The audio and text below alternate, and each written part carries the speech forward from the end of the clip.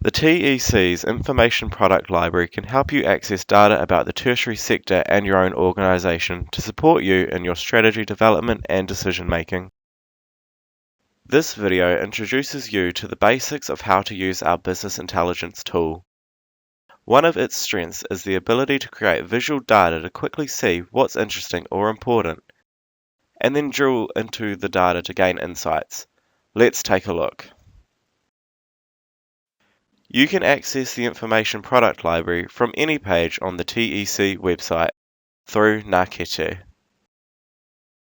There are several information products available, each containing different data so you can explore different topics. Links to the information products are available in the What's Important section of Ngākete. When you open an information product, you will see that it is made up of a number of different sheets. Hovering over the name of the sheet will display an information icon. Click to read more about what information you can explore in the sheet. You can see this detail for all of the sheets in the menu. To understand the purpose of each information product, take a look at the About This app sheet. This outlines information about the data, how the information is displayed, and some key notes. Each information product has a data definition sheet. This outlines the meaning of each field and where the data has come from. Simply click to open. At the top of every page there is a navigation menu. You can return to the information product overview where we started, open a bookmark, open a sheet from the drop-down list, or scroll to the next sheet using the arrows. Once you have opened a sheet, you can filter the data to give the view you want to see. Filters are available at the top of every sheet. Here's how they work. When you select a filter, you may see the item and the line under the field name turn green. This means this is a single layer filter. Some filters will have more than one layer. These will have a small symbol before the name. You will notice the line underneath the field name doesn't turn green, meaning you can go back into the filter to select another option. Each layer applies an increasingly detailed view. In this example, we have picked the broad end sked, and when we click on the filter again, we can pick from the narrow end sked options associated with the broad level selected. There may be a number of levels you can select from. When there are no more options, the green line will display under the field title. When you select a filter, you may notice other filter options change color. Items in white indicate there are more filtering options available, based on what you have selected. Anything that is showing in light grey is an alternative option you can select, and anything in dark grey isn't available with the field you have currently chosen.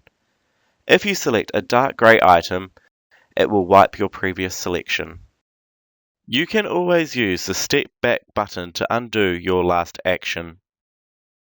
To remove your filter selections, you can either click on the crosses next to each item at the top of the screen,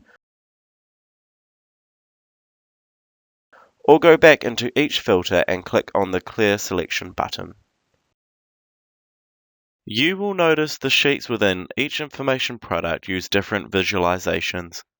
A combination of charts, graphs, tables, and maps are used to present information. Hovering over an area of the visualization will display the count based on your current filters. Clicking directly onto an area of the visualization will enable you to apply a filter. You can either click on the green tick to confirm, or simply click away into empty space on the screen.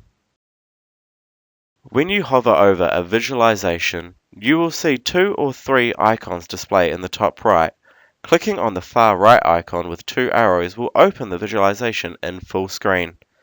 Simply click the cross to return to the main view. Clicking on the middle icon, with the gauges, will open the Exploration menu. This menu will give you the ability to resort the chart and alter some of the visualization's presentation. Simply click the cross to return to the main view. You can zoom into the maps to get a closer look. Drag the map to reposition it, and when you're done, click the home icon to zoom out again. If you get to a stage in your exploring where you find something really interesting, you can add a bookmark so you can come back to it later. Click on the bookmark icon and then select Create New Bookmark.